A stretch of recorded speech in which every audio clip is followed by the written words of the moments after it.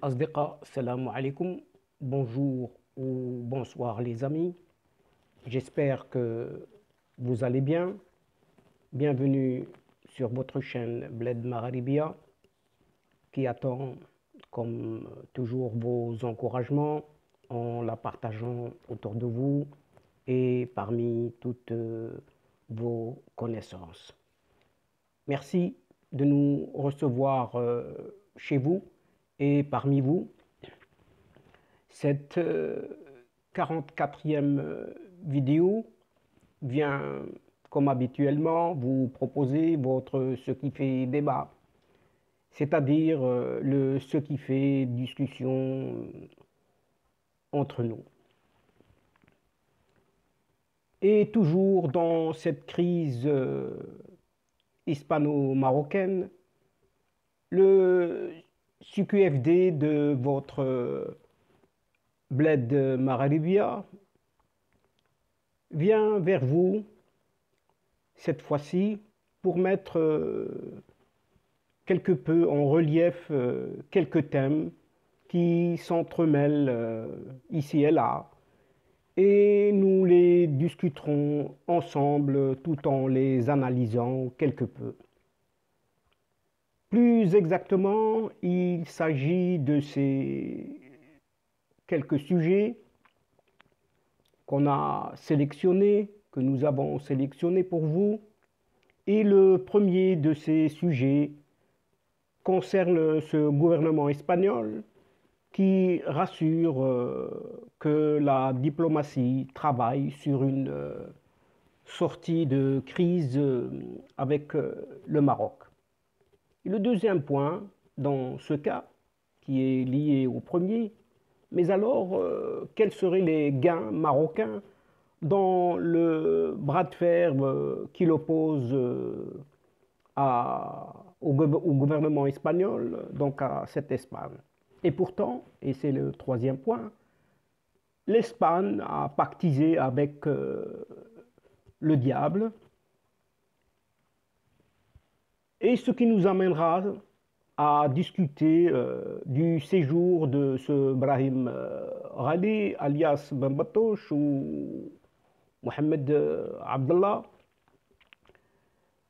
Donc, d'après la description qu'on en fait de certaines personnes proches de l'hospitalisation, le traitant de paranoïaque et même d'acerbe, ce Brahim Ghali a laissé, paraît-il, une mauvaise image à l'hôpital de Logroño. Et enfin, nous terminerons par quelques plaintes qui commencent à sortir du chapeau et qui ont été déposées contre ce rallye pour falsification de documents. Et nous commençons donc notre séquence d'aujourd'hui par la question que dispose ou que décerne, que dispense ce gouvernement espagnol qui rassure que la diplomatie travaille sur une sortie de crise avec le Maroc. Puisque la porte-parole socialiste du gouvernement espagnol, María Jesús Montero, a déclaré ce mercredi dernier que le départ du chef du Polisario, qui est arrivé en Algérie, n'avait pas été annoncé pour des raisons de sécurité et de protection des données. Par ailleurs, elle a exprimé son espoir que dans les prochains jours, on pourra mettre un terme à la crise diplomatique avec le Maroc. Il faut permettre à la diplomatie de haut niveau de fonctionner pour mettre un terme à la crise qui s'est produite à nos frontières, a-t-elle encore déclaré, en allusion à l'arrivée de plus de 8000 personnes à Ceuta par voie terrestre et maritime en mai dernier. Et María Jesús Montero a également souligné que les forces de sécurité sont toujours déployées à la frontière avec le Maroc, jusqu'à ce que le travail secret que doit mener la diplomatie, dont on ne peut parler pour des raisons évidentes. Et d'ajouter que le gouvernement marocain n'a pas limité les causes de la crise à la présence de Brahim Ghali en Espagne, mais il a évoqué d'autres questions de politique étrangère internationale. Dans un autre registre, Maria Jesus Montero a souligné que l'Espagne exerçait ses prérogatives relatives à la souveraineté nationale. La politique étrangère n'est décidée que par le gouvernement et le Parlement espagnol. On ne peut poser de conditions à aucune question liée à notre capacité de prendre des décisions. Notre État est souverain. Il s'aligne sur les politiques de l'Union européenne en se pliant aux décisions des Nations Unies, a soutenu la porte-parole. Ces déclarations interviennent au lendemain de la comparution de Brahim Ghali devant l'audience nationale. Et cette juridiction n'a pas émis d'autres mesures conservatoires à son encontre, invoquant la soi-disant liberté de mouvement et affirmant que le dirigeant du Polisario portait des documents en son nom. Ceci n'a cependant pas empêché l'ouverture d'une enquête sur l'usage de faux documents par le chef du Polisario à Logroño, à la suite d'une plainte de l'association Manos Limpias.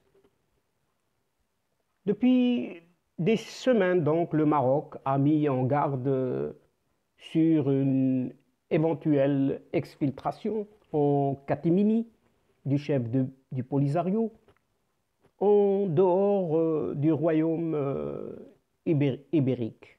Donc, il s'en ira comme il est arrivé. Mais à la suite de son passage devant les juges, Brahim Ghali a pris l'envol pour l'Algérie tout de suite après, dans la nuit de mardi à mercredi, comme un fouillard fugitif, tout simplement. Et par le biais de la presse, la diplomatie espagnole a indiqué avoir informé le Maroc de ce départ. Alors que le ministre de l'Intérieur espagnol appelle bon an mal an à laisser la diplomatie résoudre la crise.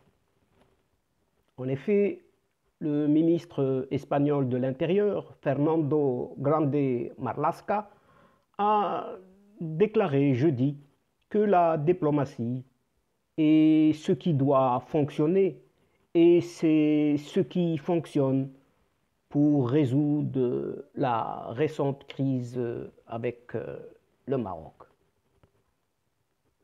Et en réponse aux questions de la presse, il a recommandé de laisser la diplomatie faire son travail et c'est ce qu'elle est en train de faire.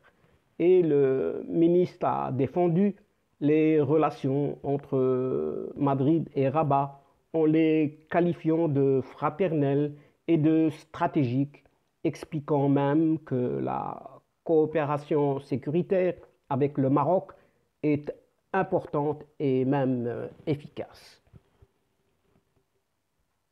Nous réalisons tous que la coopération et l'échange des informations garantit la sécurité à nos sociétés. Et il poursuit, nous en sommes assez conscients et nous travaillons sérieusement de manière coordonnée lorsqu'il s'agit des questions sécuritaires qui ne sont pas de moindre importance que celle du terrorisme et du crime organisé, a-t-il plaidé. Et concernant les mineurs à Ceuta, Grande Marlaska a souligné que leur situation était un sujet d'intérêt prioritaire de toutes les autorités compétentes. Et c'est leur intérêt supérieur qui nous guide institutionnellement, a-t-il affirmé. Et dans ce conflit, quels seraient donc les gains marocains dans ce bras de fer espagnol? Ce qui nous amène ici à traiter le deuxième point de notre séquence, où il est vrai que le chef des milices séparatistes du Polisario, Brahim Ghali, n'a pas fini ses nuits dans les prisons espagnoles.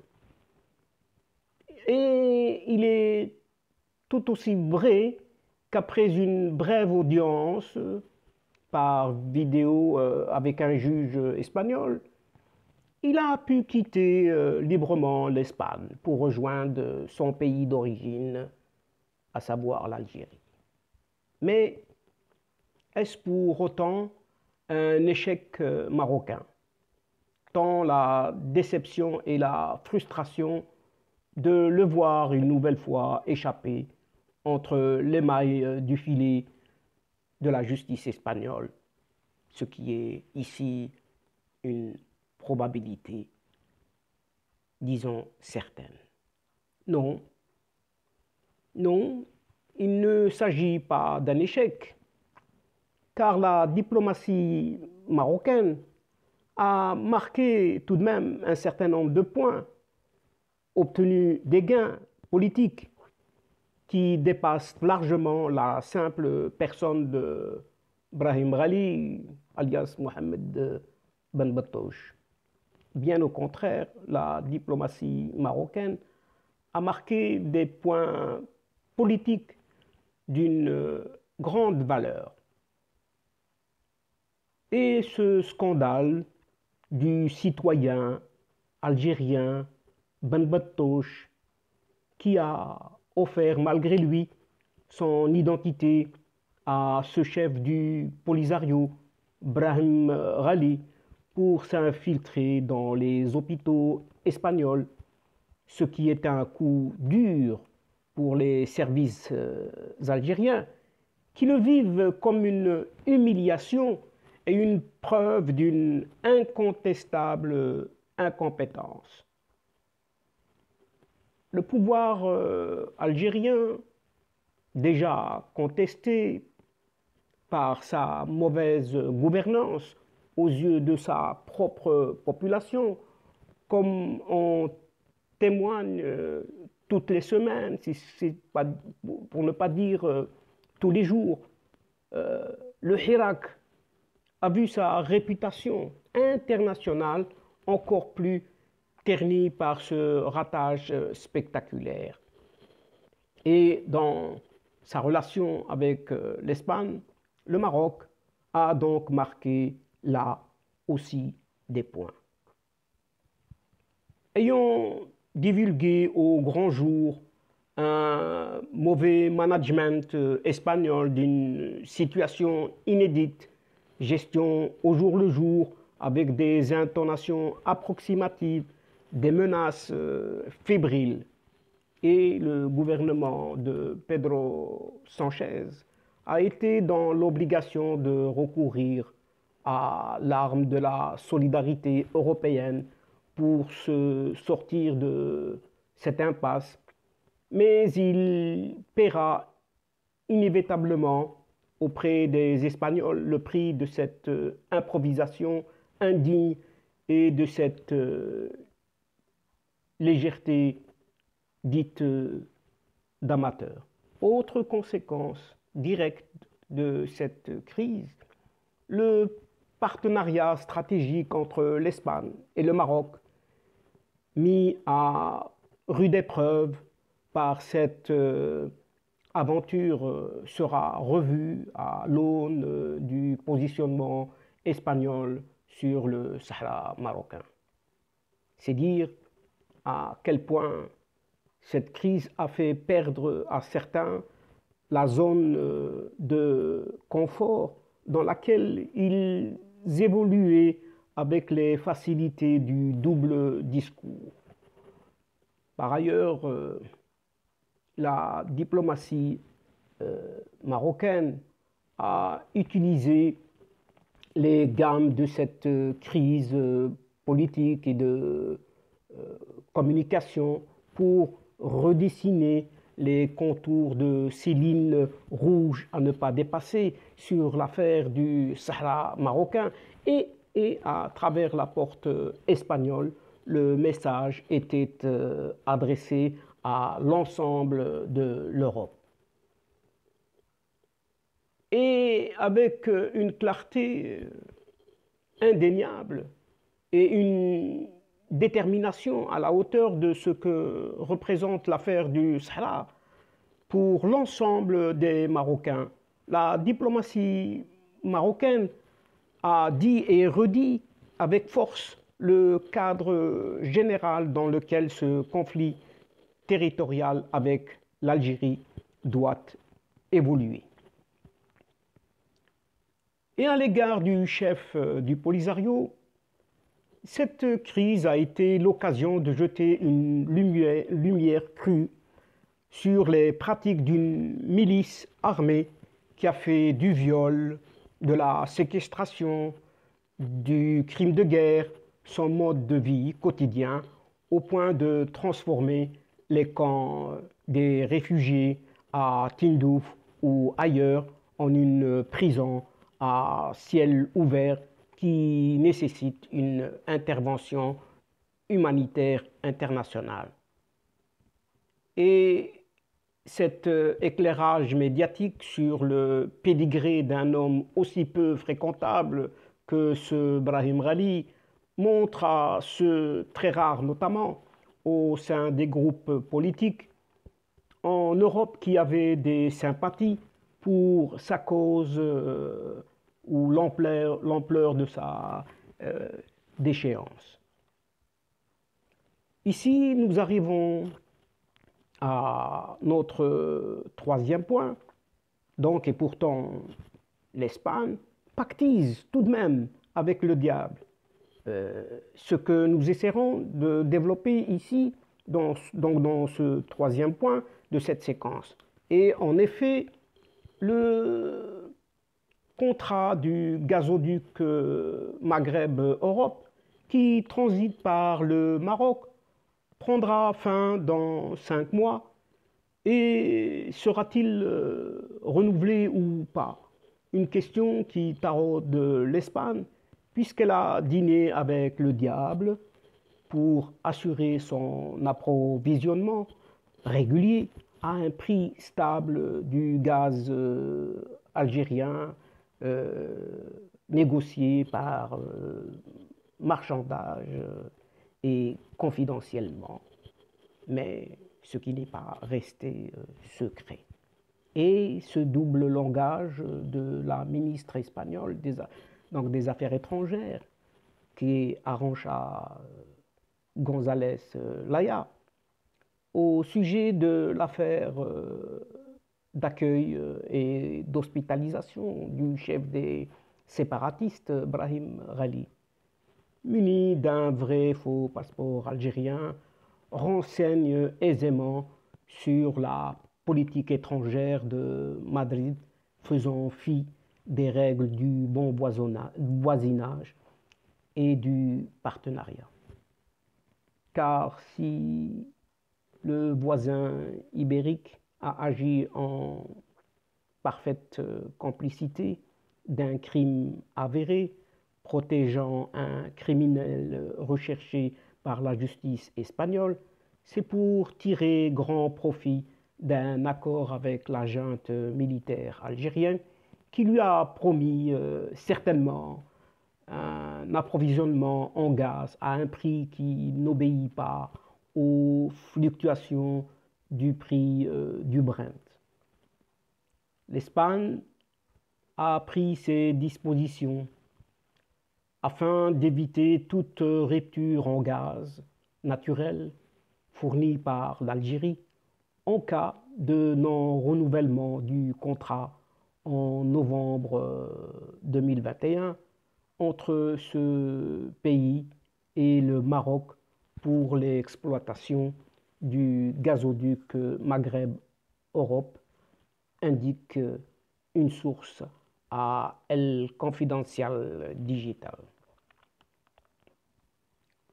Long de 1300 km, réparti avec un tronçon algérien de 520 km, du côté marocain équivaut à 540 km, la traversée maritime est de 45 km et le tronçon espagnol s'évalue à quelques 270 km.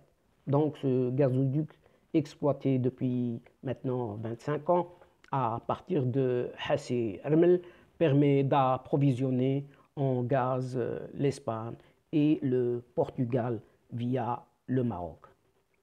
Et pour le média algérien L'Expression, le contrat d'exploitation du gazoduc qui expire en novembre prochain, après un quart de siècle d'exploitation, ne sera pas renouvelé par Alger.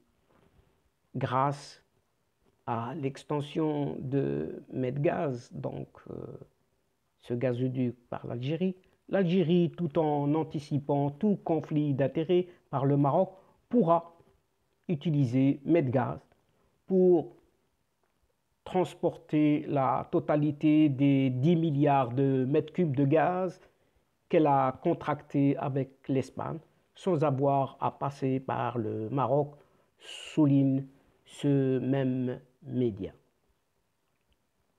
Si elle est vraie, cette information stratégique n'aurait pas été fuitée par un média connu pour être financé par les locataires d'El Moradia à Alger. Et reste à savoir si le Maroc sera affecté par une éventuelle non-reconduction. La plus importante redevance est celle de l'année 2014, rappelons-le, lors de la flambée des cours du pétrole, puisqu'elle a atteint 2 milliards 400 millions de dirhams, alors qu'elle a dégringolé pour atteindre moins de 500 millions de dirhams en 2020, à l'aune de la lutte du cours de l'or noir, de la baisse de la demande de gaz à cause de la pandémie du Covid-19 et de la chute des exportations algériennes en gaz vers le marché espagnol à cause de la concurrence américaine.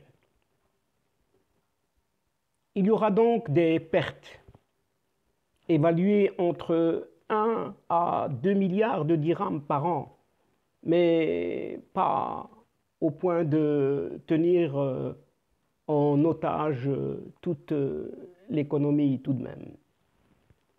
Tout en misant sur les énergies renouvelables, le Maroc a déjà mis en place un plan national du gaz naturel liquéfié reposant sur 3 piliers. La construction d'un terminal GNL, donc le gaz naturel, la transformation du gaz en électricité, gas to power, et l'approvisionnement gazier de l'industrie, gas to industry. Et en sus de cela, si l'Algérie et l'Europe ne renouvellent pas le contrat Maghreb-Europe, le Maroc se déclarera propriétaire du gazoduc et pourra l'utiliser pour importer du gaz européen. Mais ce que les Algériens craignent le plus, c'est que le tronçon marocain devienne un jalon du futur gazoduc Nigeria-Maroc-Europe, puisque le Maroc a misé sur ce projet d'envergure continentale.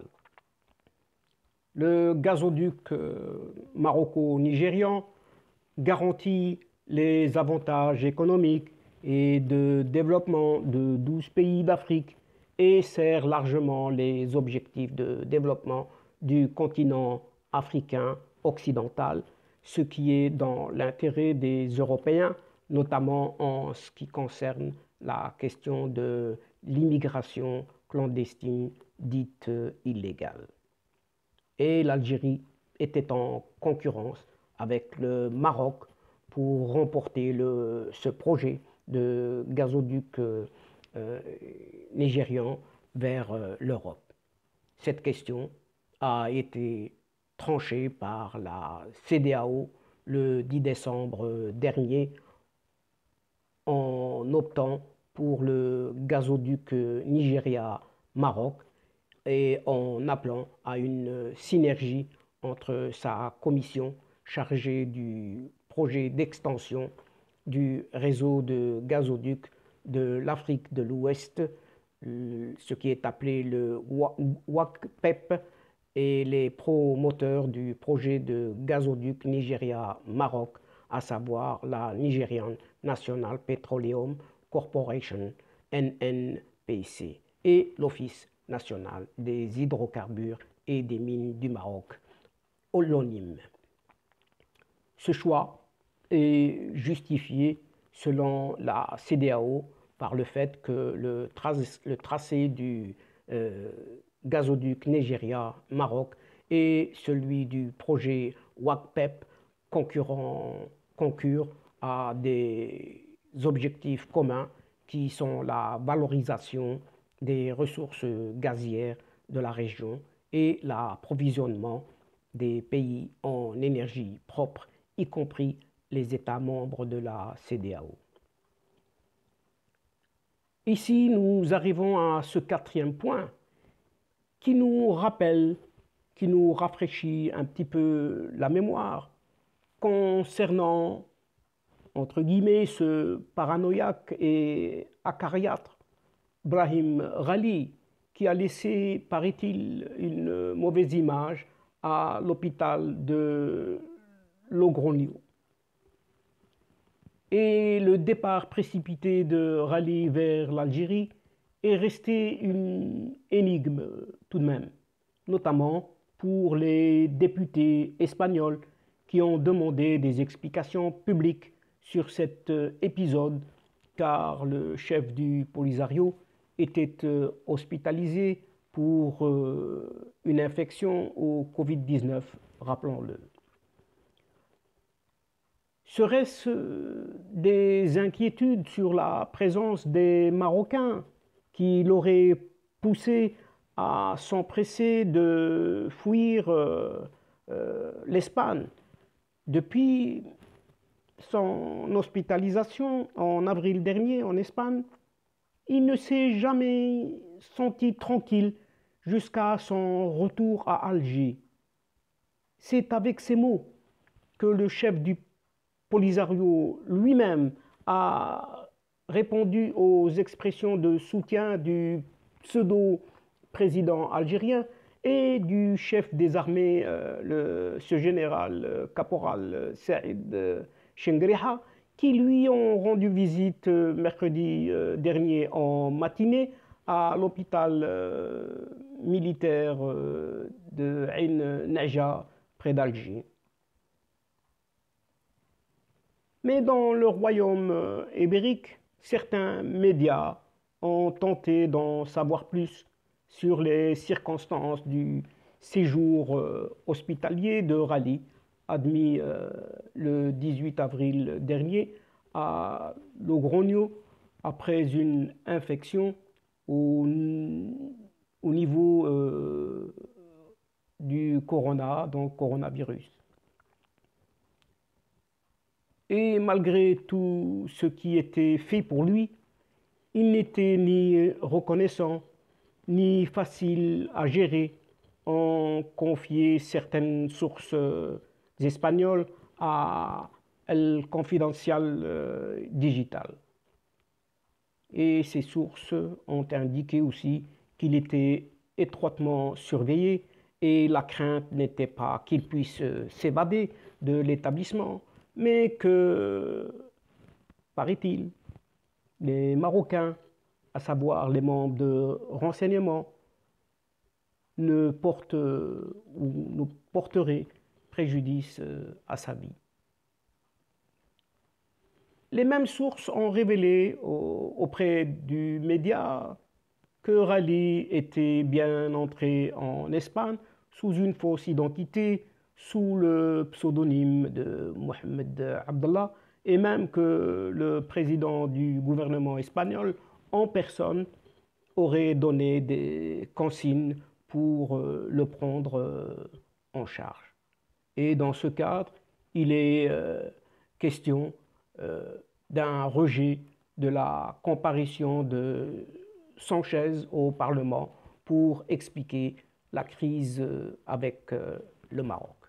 En effet, lorsque ce rallye a atterri à l'aéroport militaire de Saragosse, une ambulance qui avait été envoyée de Logroño l'attendait déjà.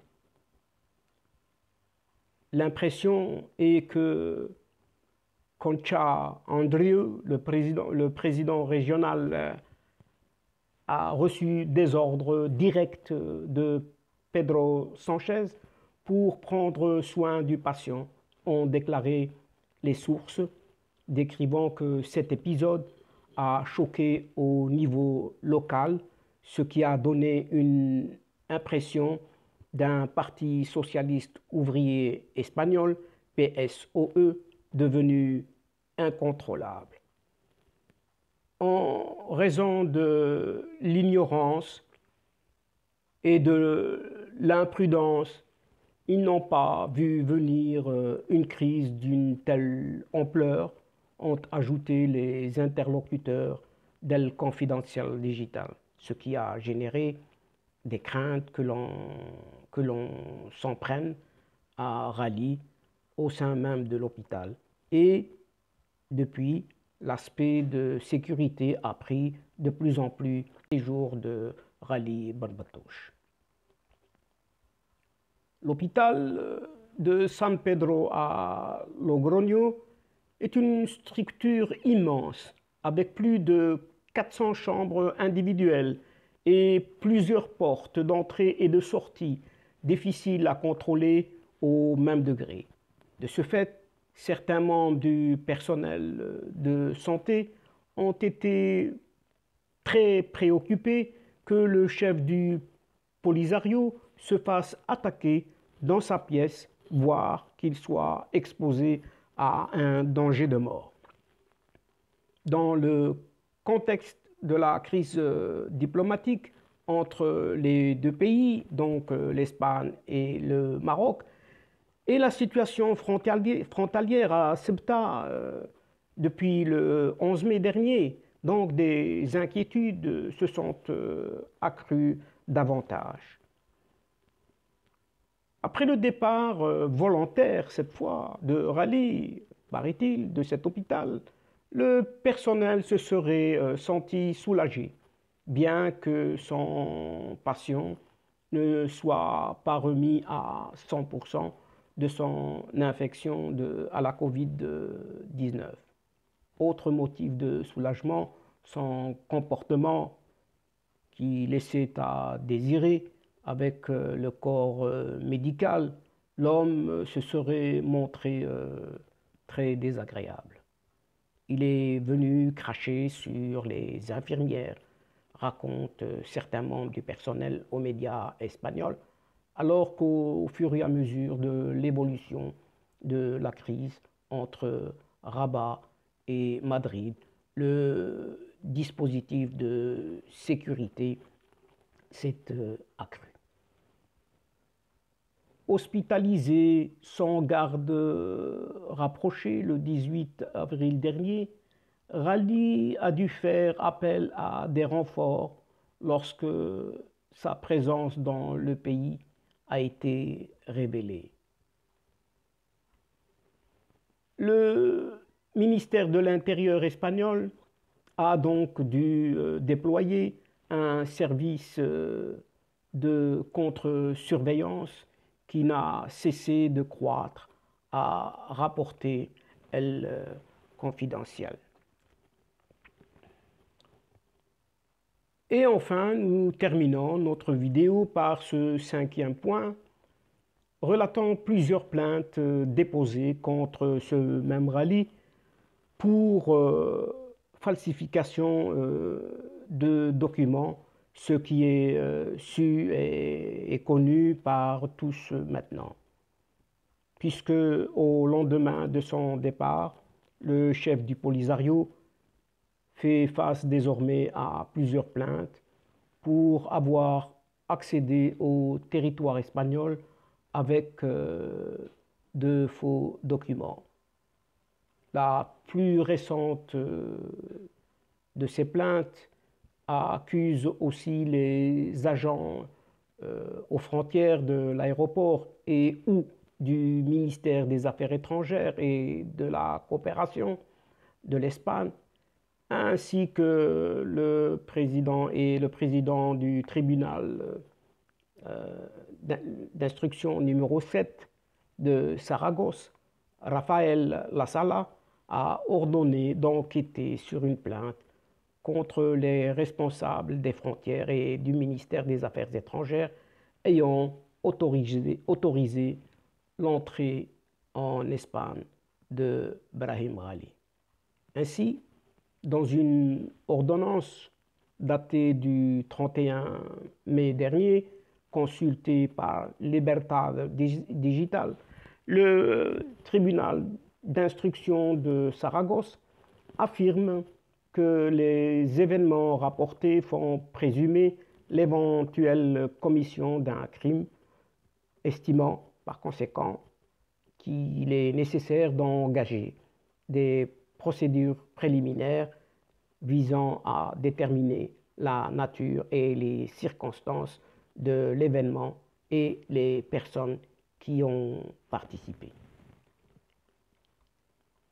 Dans ce contexte, le juge a ordonné, dans une lettre officielle aux responsables de la garde civile de l'aéroport de Saragosse, de lui transmettre dans un délai de 5 jours, donc c'est relativement court, des données sur les occupants du dit vol en provenance d'Algérie et les documents de voyage présentés à cette époque. Le juge a également demandé de préciser la nature des visas d'entrée, poursuit la même source, et la complicité des autorités espagnoles, pointée tout de même du doigt. Cette plainte est déposée contre la personne de Brahim Rally ainsi que les agents aux frontières de l'aéroport et ou du ministère des Affaires étrangères et de la coopération.